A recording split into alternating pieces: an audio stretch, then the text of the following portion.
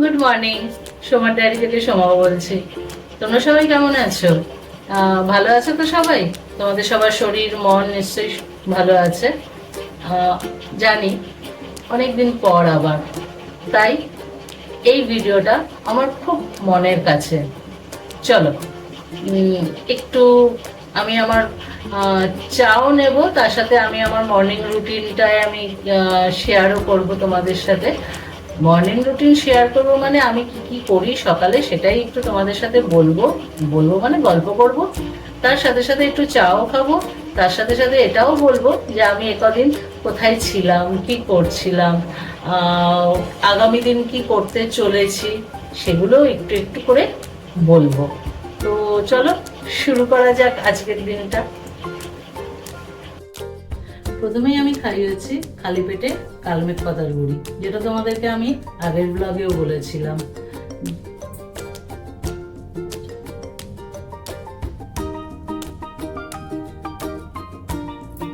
এরপর খাবো হচ্ছে সুগারের ওষুধ, সেটাও বলেছিলাম যে আমার সুগার আছে, তাই এই দুটো সকালবেলা উঠে প্রথমে আমার চলে।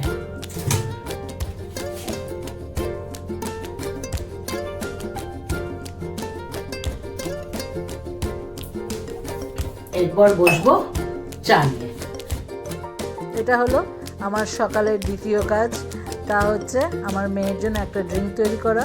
কারণ ওর পিসিওডি আছে, এই জন্য এই ড্রিঙ্কটা ওকে আমি রোজ দিই সকালবেলা খালি পেটে। একটুখানি আদা কুচিয়ে আর তার সাথে হলুদ কুচিয়ে ওটাকে একটু গরম জলের মধ্যে ফুটিয়ে সেই জলটা ওকে আমি দিই। আচ্ছা, আমি তো কটা দিন ছিলাম না, কারণ আমার শরীর যেন তো খুব খারাপ ছিল, তার সাথে মেয়ের এক্সামও চলছিল। কারণ মেয়ের তো এটা ফাইনাল ইয়ার, তাই ও পড়াশোনা নিয়ে ব্যস্ত, সেই সময় তো আর এইসব করা যায় না, ভিডিওটা তো করা যায় না। ওরও অসুবিধা আর আমার শরীরও হঠাৎ করে খুব খারাপ হয়ে পড়েছিল, তার জন্য আর ভিডিও করতে পারিনি। মনে হচ্ছে জলটার মধ্যে এবার এগুলো একটু ছেড়ে দিই, আস্তে আস্তে জলটার মধ্যে ছেড়ে দিই, যে ওটা একটু ফুটতে থাকুক কিছুক্ষণ। তার মধ্যে আমি আমার চাটাও বসিয়ে ফেলেছি, চায়ের জল বসিয়ে ফেলেছি, দুধও দেওয়া হয়ে গেছে, দুধটাও দিয়ে দিয়েছি। এবার চাটা একটু ফুটুক, ততক্ষণ দুধটা ফুটতে ফুটতে এই জলটাও ফুটে আসবে আর কিছুক্ষণের মধ্যেই। এবার দুধের মধ্যে একটুখানি, আমি বেশি চা পাতা দিই না, খুব একটা কড়া বানাই না, তো একটু চা পাতা, আর চেষ্টা করি মেয়েকে লুকিয়ে দুধের মধ্যে একটু চিনি খাওয়ার।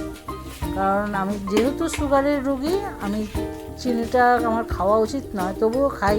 ওই বলে না, চিনি ছাড়া আমার সকালের চা পোষায় না, তাই একটু চিনি চাই। তাই এবারে একদিকে আমার চা হচ্ছে আর অন্যদিকে আমার মেয়ের ওই ড্রিঙ্কটা তৈরি হচ্ছে।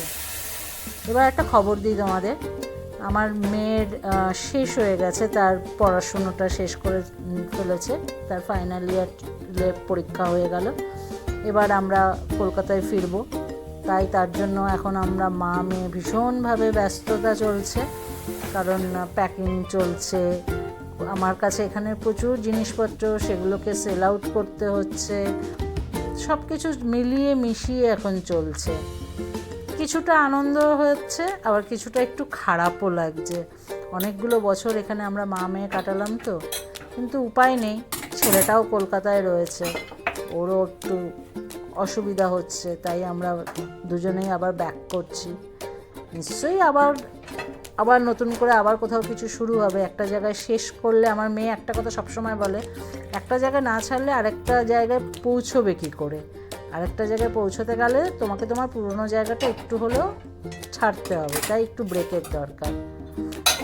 তাই আবার দুজনে মিলে সব কিছু প্যাক করা, দুজনে মিলে সব কিছু সেট আপ রেডি করা, এখন এইসবের মধ্যে দিয়ে চলছে। চলো, আমাদের দুজনের এটা রেডি হয়ে গেছে। এবার তার সাথে নেব একটু টোস্ট বিস্কুট, কেন আমার আবার সকালবেলা চায়ের সাথে একটু টোস্ট বিস্কুট চাই। এবার নিয়ে বসবো, মা মেয়েতে দুজনে একটু গল্প করব, একটু ও ড্রিঙ্কটা খাবে। এটাই হচ্ছে আমার সকালের রুটিন। এখন থেকে আমি রোজ আসব, এসে আমি আমার রোজ ভিডিও আপলোড করব, যেখানে থাকবে আমার লাইফটা আমি তোমাদের সাথে শেয়ার করব, যার মধ্যে থাকবে আমার travelling, cooking, happy moment, sad moment, সব কিছু তোমাদের সাথে শেয়ার করব। চলো আর ব্লগটা বড় করছি না, এখানেই রাখছি। আমার চ্যানেলটাকে তোমরা একটু সবাই মিলে লাইক, কমেন্ট, শেয়ার, সাবস্ক্রাইব করে দিও। যাওয়ার আগে একটা কথা, তোমরা কে কী করছো সেটাও আমাকে একটু কমেন্টে জানিও, ঠিক আছে? কাল আবার আসবো, চলো বাই।